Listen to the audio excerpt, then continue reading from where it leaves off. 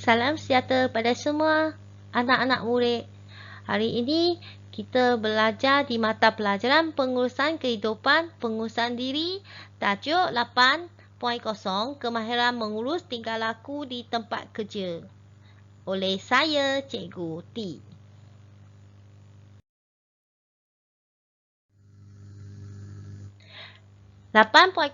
Kemahiran mengurus tingkah laku di tempat kerja.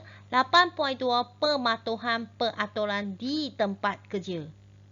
Pada akhir pelajaran, murid boleh 8.2.1 menyatakan peraturan di tempat kerja.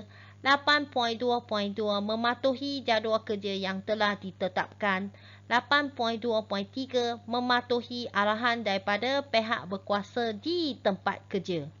8.2.4 mengamalkan peraturan dan disiplin yang ditetapkan di tempat kerja.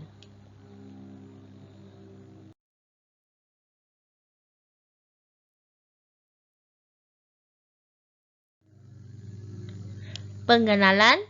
Tempat kerja adalah satu lokasi di mana majikan memberikan pelbagai kerja kepada pekerja. Tempat kerja terletak di pelbagai tempat termasuk pejabat, kemudahan perkilangan, stor, ladang dan di mana-mana lokasi untuk melakukan kerja.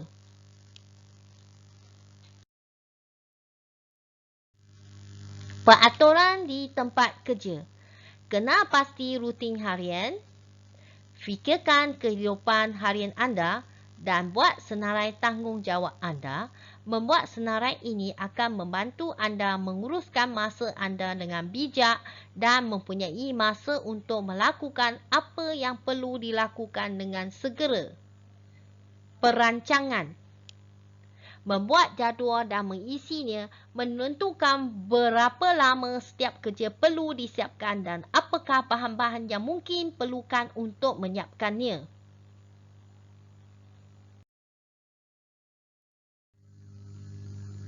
Ciri etika kerja. Kehadiran, hadir kerja, tiba atau balik masanya. Sifat, sikap jujur, setia, boleh dipercayai, boleh berdikari, berinisiatif, berdisiplin dan bertanggungjawab. Kerja berpasukan, mampu bekerja dalam pasukan, bekerjasama, menunjukkan sikap baik pada pelanggan, cenderung untuk menambah ilmu. Etika kerja, seterusnya penampilan, berpakaian yang sesuai, kemas, bersih, sikap positif, keyakinan diri. Rasa hormat, menghormati hak orang lain, berurusan tanpa beza budaya atau kaum. Produktiviti, akur dengan keselamatan, menjaga bahan atau peralatan dan menjaga tempat kerja.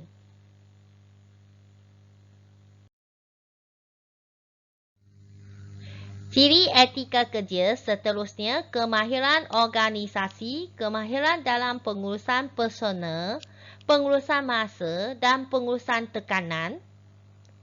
Komunikasi, mempamerkan kemahiran komunikasi lisan dan bukan lisan. Kerjasama, mempamerkan kepimpinan, mengendalikan krisis dan aduan dengan berkesan, menyelesaikan masalah, menjaga hubungan antara kaki tangan.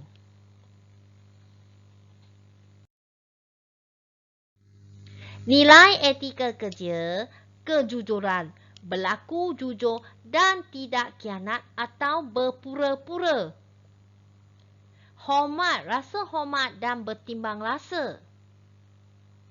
Simpati, memahami perasaan orang lain. Berlaku adil, mengamalkan tindakan yang saksama pada semua orang.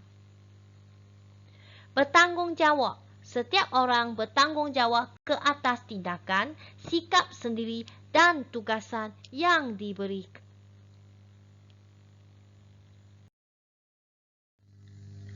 Jadual kerja.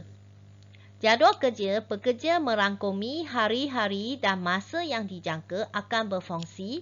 Dalam kebanyakan kes, ini akan menjadi bilangan hari dan jam yang ditetapkan. Contoh masa 1. Jadual kerja yang paling biasa yang memerlukan pekerja bekerja dari Isnin hingga Jumaat dari pukul 9 pagi hingga 5 petang. Contoh masa 2, jadual kerja yang pekerja bekerja dari pukul 8 pagi hingga 6 petang atau beberapa jam lain yang berbeza. Jenis jadual kerja shift berlaku apabila sebuah syarikat membahagikan hari ke shift dan menyerahkan pekerja untuk bekerja menetapkan tempoh masa. Jadual kerja fleksibel.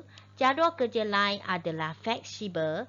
Jadual fleksibel membenarkan pekerja untuk mengubah ketibaan dan keberangkatan mereka dan kadang-kala memilih hari-hari kerja mereka.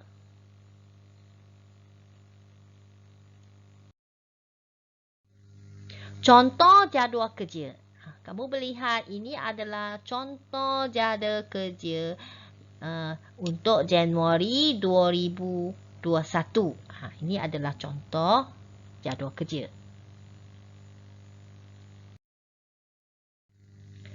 Contoh jadual kerja yang kedua.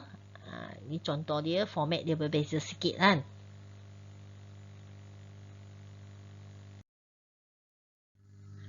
Ada dua akta yang perlu diketahui. Akta 514/1994, Akta Kesihatan dan Keselamatan Pekerja.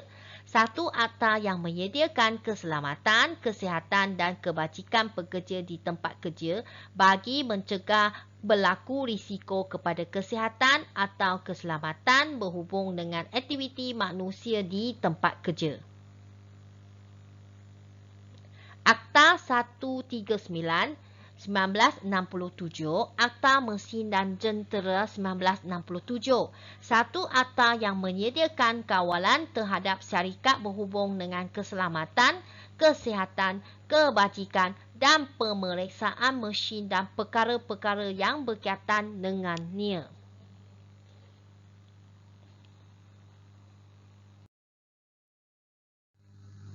Peraturan dan disiplin yang ditetapkan di tempat kerja, langkah-langkah mencegah COVID-19 di tempat kerja.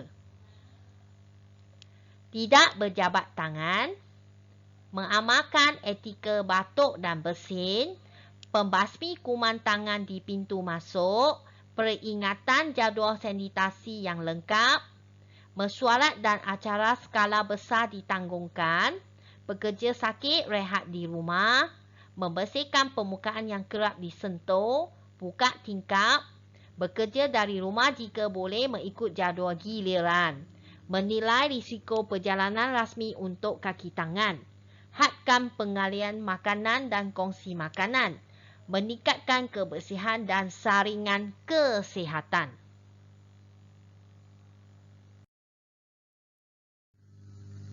Peraturan dan disiplin yang ditetapkan di tempat kerja.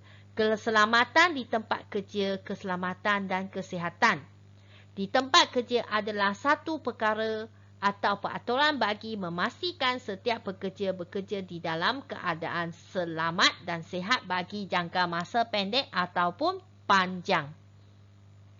Jenis kemalangan yang sering boleh berlaku di tempat kerja antaranya tersepit antara objek, berlanggar, tergelincir, terbakar, meletup, terjatuh.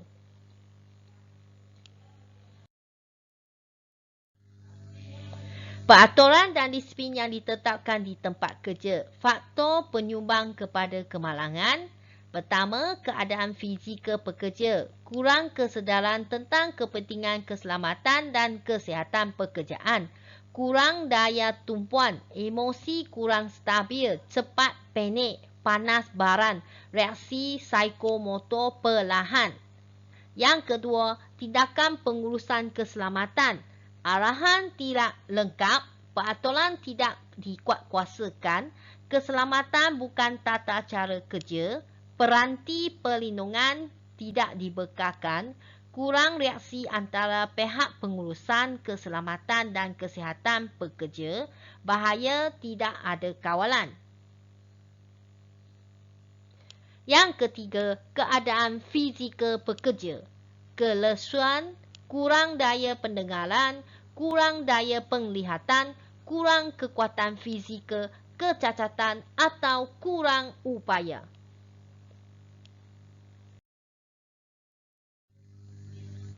Peraturan dan disiplin yang ditetapkan di tempat kerja.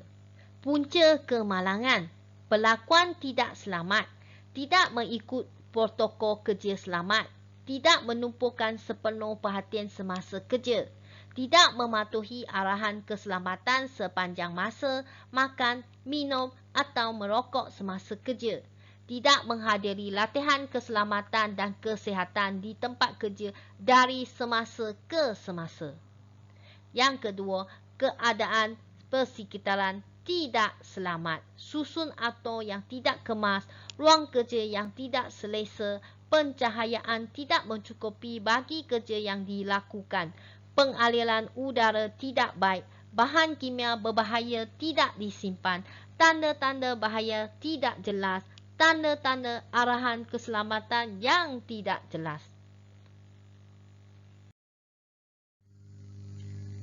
Penyediaan infrastruktur oleh majikan seperti kotak pertolongan cemas, penyediaan infrastruktur oleh majikan, alat pemadam api di tempat bekerja, penyediaan infrastruktur oleh majikan, pengera,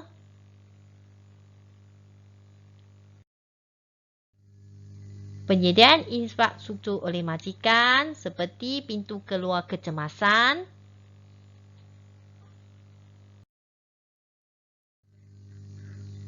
penyediaan infrastruktur oleh majikan pakaian yang lengkap untuk keselamatan pekerja,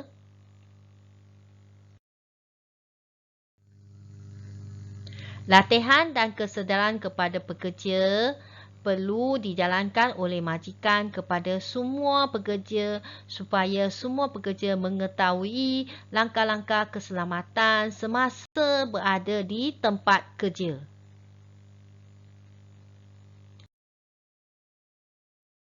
Sekian, terima kasih untuk pelajaran hari ini. Selamat mengulang kaji di rumah anak-anak murid. Jumpa lagi di sesi akan datang.